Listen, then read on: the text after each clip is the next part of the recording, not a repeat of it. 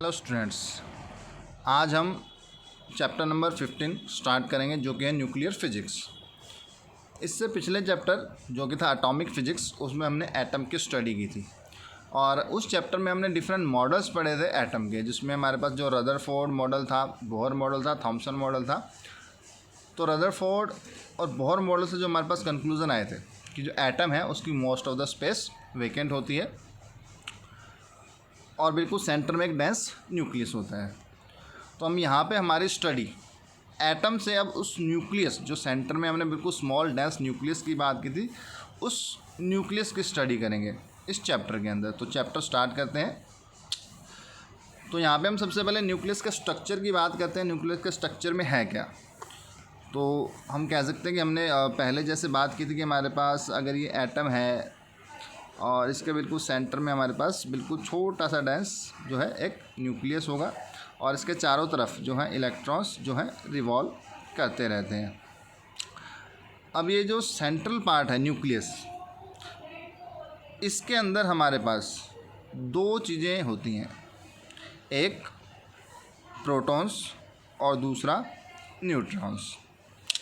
तो इसका स्ट्रक्चर को हम समझेंगे क्या क्या इस न्यूक्लियस के अंदर होता है। तो let's start. Nucleus structure. First, the number of proton present in the nucleus is called atomic number and it is represented by letter Z. तो किसी भी न्यूक्लियस के अंदर कितने नंबर ऑफ प्रोटॉन्स हैं वो होगा उसका एटॉमिक नंबर।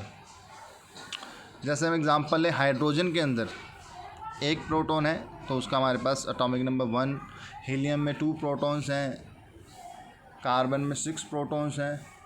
तो अकॉर्डिंगली हमारे पास इस तरीके से उनका एटॉमिक नंबर आ जाता है। Second, the sum of the number of proton and neutron. अगर आप प्रोटॉन और जो न्यूक्लियस के अंदर न्यूट्रॉन है उन दोनों को ऐड कर दो, उनका सम कर दो, इज़ कॉल्ड मास नंबर। तो उसको हम कहेंगे मास नंबर। मतलब सिर्फ अगर आप number of neutrons number of neutron plus proton calculate कर रहे हो तो उसको तो हम कह देंगे मास नंबर। और सिर्फ प्रोटॉन कैलकुलेट करेंगे तो उसको हम कह देंगे एटॉमिक नंबर, जिसको आप रिप्रेजेंट करोगे Z से। और न्यूट्रॉन प्लस प्रोटॉन जिसको आप मास नंबर कहते हो उसको हम रिप्रेजेंट कर देते हैं A से। नेक्स्ट हमारे पास है इनके चार्जेस की। अगर हम बात करें तो प्रोटॉन हमारे पास जो पॉजिटिवली चार्ज होता है और इसके ऊपर जो वैल्यू है वो एक इलेक्ट्रॉन के ऊपर चार्ज है उतनी ही वैल्यू है, लेकिन ये प्लस में वैल्यू होती है। तो प्रोटॉन के ऊपर पॉजिटिव चार्ज है जिसकी वैल्यू 1.6 × 10⁻⁻19 कूलम। सेम और इलेक्ट्रॉन जो है वो नेगेटिवली चार्ज पार्टिकल्स हैं, उनके ऊपर जो चार्ज है उसकी वैल्यू -1.6 × 10⁻⁻19 कूलम। और जो न्यूट्रॉन है ये हमारे पास न्यूट्रल पार्टिकल हैं और इनके ऊपर चार्ज हमारे पास होता है 0। फोर्थ, यहाँ पे अगर हम मास की बात करते हैं, हमारे पास न्यूट्रॉन है, प्रोटॉन है और एटम के अंदर इलेक्ट्रॉन्स भी हैं। तो the mass of the neutron and proton in the nucleus is almost identical. तो जो इनका मास है वो ऑलमोस्ट आइडेंटिकल, मतलब दोनों का मास लगभग सेम है, लेकिन जो हमारे पास न्यूट्रॉन है वो हल्का सा जो है प्रोटॉन से भारी होता है। तो the mass of the neutron is more the 0.5% of the mass of proton. तो अगर हम यहाँ पे चेक करें, मास ऑफ न्यूट्रॉन अपने पास है 1.6762 × 10⁻27 kg और हमारे पास मास ऑफ प्रोटॉन है 1.674928 × 10⁻27 kg। तो इन दोनों वैल्यूज़ को आप चेक करो, ऑलमोस्ट सेम है, लेकिन जो मास न्यूट्रॉन का मास है वो स्लाइटली ग्रेटर है than the mass of proton. और हमारे पास जो मास ऑफ इलेक्ट्रॉन है वो होता है 9.1 × 10⁻31 kg। Next, sign convention for nuclear species. तो हमने A और Z की बात की। Z हमारे पास एटॉमिक नंबर, A हमारे पास मास नंबर।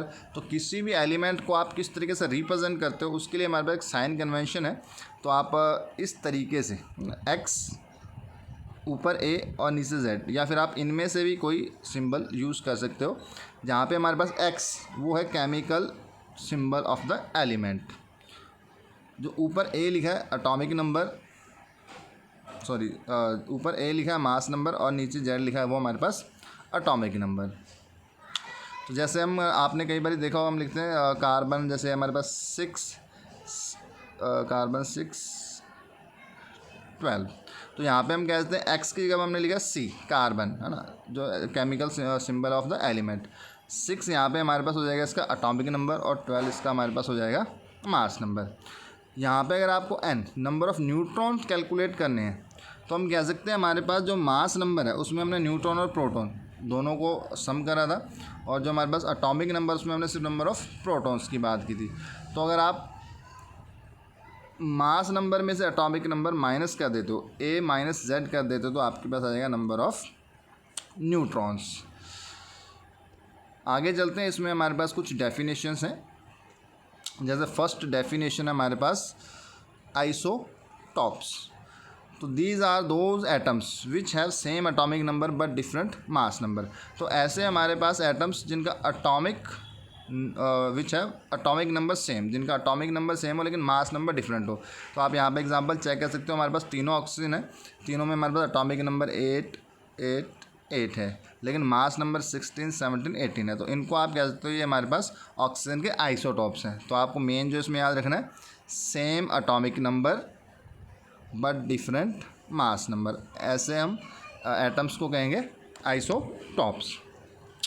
नेक्स्ट उसमें हमारे पास आइसोबार। आइसोबार जस्ट आइसोटॉप का रिवर्स है, उल्टा है। उसमें हमने कहा सेम एटॉमिक नंबर होगा, डिफरेंट मास नंबर होगा, लेकिन इसमें उल्टा है, मास नंबर सेम होगा लेकिन एटॉमिक नंबर डिफरेंट होगा। तो these are those atoms which has same mass number but different atomic number. Example आप देख सकते हैं, यहाँ पे हमारे पास कार्बन और नाइट्रोजन है, हमारे पास इनके जो मास नंबर है 14 14 दोनों का सेम है, लेकिन इनका एटॉमिक नंबर 6 और 7 ये डिफरेंट है। तो इस तरीके के जो हमारे पास एटम्स हैं इनको हम कहते हैं आइसोबार्स। इस वीडियो में इतना ही, मिलते हैं नेक्स्ट वीडियो में। Thank you.